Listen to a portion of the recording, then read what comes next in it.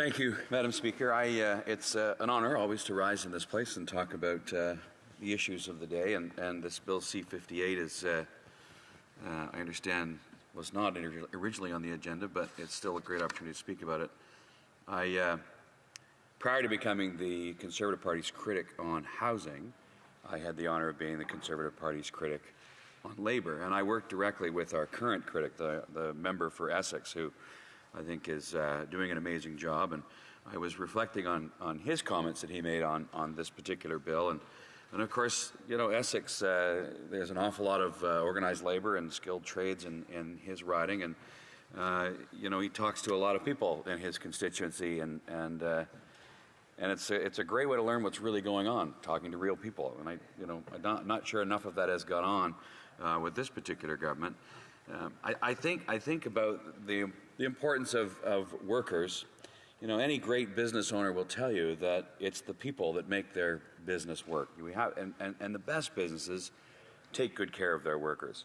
And of course, Conservatives believe in the right to collectively bargain, and that's an important part of the process. But what I'm more concerned about, I guess, than anything is the need for this legislation right now. One of the situations we're seeing in this country is that there is an awful lot more labor disruption, where there are more strikes, whether it's in the Port of Montreal or the strike in Vancouver, and one has to ask why that is. Why is that happening? I know from talking to leaders in the labor movement, leaders in the skilled trades unions, leaders in business, that a big part of the problem in this country facing workers is the cost of living. The cost of living is getting out of control. Inflation is driving up the cost of food, driving up the cost of heating our homes. It's driving up the cost of even getting a home.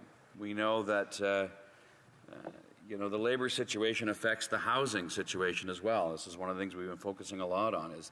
You know, the CMHC has told us we need to build 3.5 million more homes in the next 10 years than we would normally build. That's a total of almost 6 million homes. That works out to 750,000 units a year.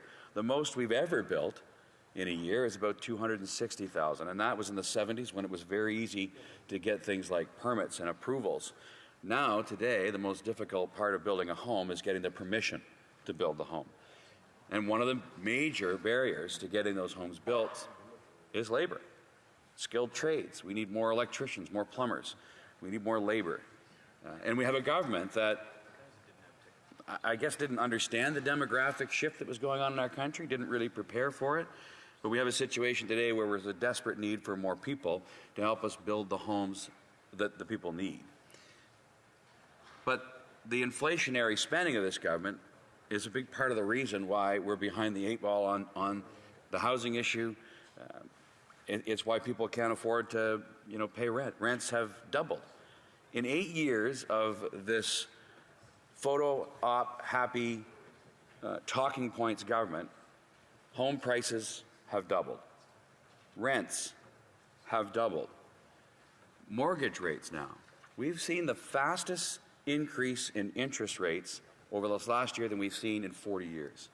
And of course, the impact of that, Madam Speaker, is that people that were hoping to get into the market are now that much further behind. They're never going to have a chance. And the people that do own a home, what they're struggling with, and I'm going to get a little point of order because she's not really paying attention to. The point of order, the Honourable Deputy Government House Leader. He predicted my point of order.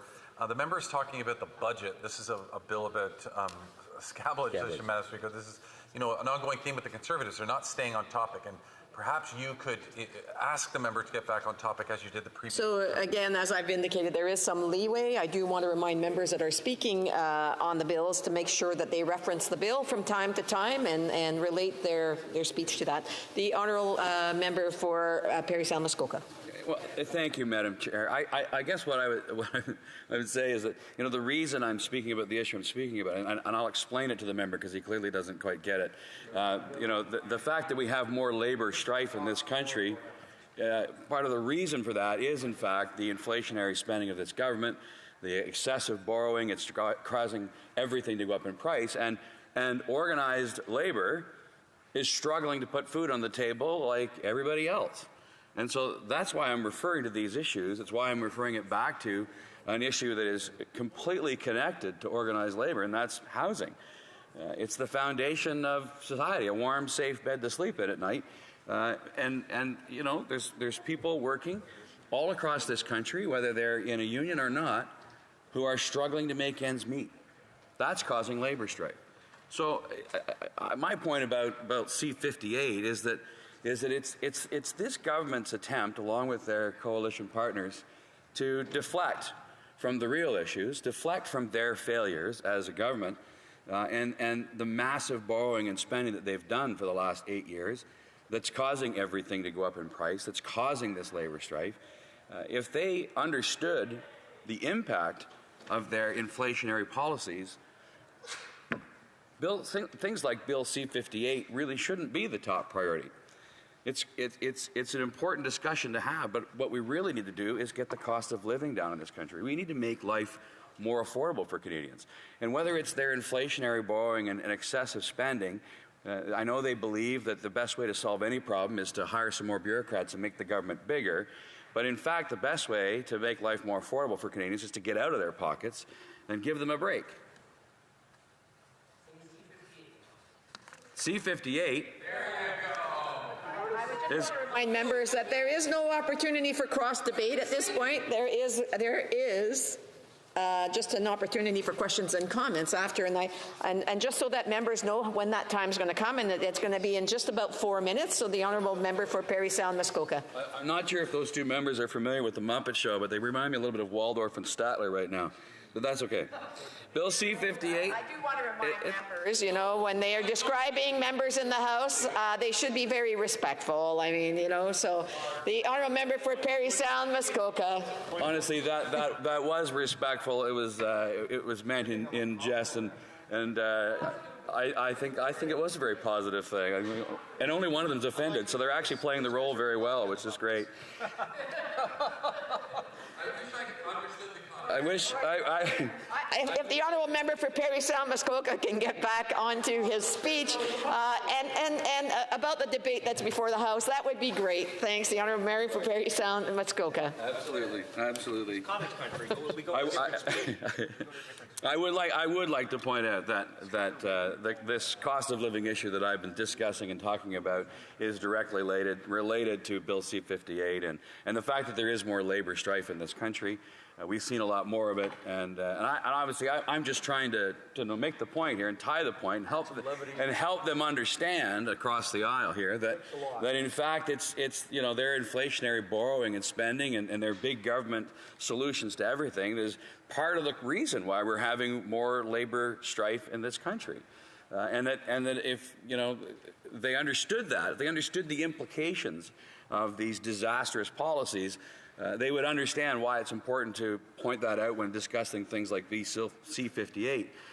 It's also interesting to note, Madam Speaker, that, you know, this Bill C-58 will ban the use of replacement workers in federally regulated workspaces. We're talking banks and airlines and rail, which are all very important.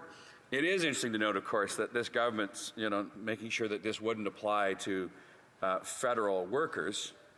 Just federally regulated. So it's one of these classic double standards of the Liberal Party where they want to make sure that they look to be doing the right thing, but not sure they really are. And so that is just one more example of a government that, you know, is good on talking points, long on photo ops, but not really great at delivering results. And so I'll wrap it up there. I'm sure there's been some really insightful questions from across the aisle, but before I do, I would say that, you know, just in reference to the cost of living and the issues that Canadians are facing today, while this will be the last time I speak in this House before the Christmas break, I'd like to wish everyone a happy Christmas, a happy holiday, and to be thinking about your neighbor this holiday season. Lots of people are struggling, and if you can support your local food bank, please do that. Our neighbors need our help this year more than ever. Thank you, Madam Speaker.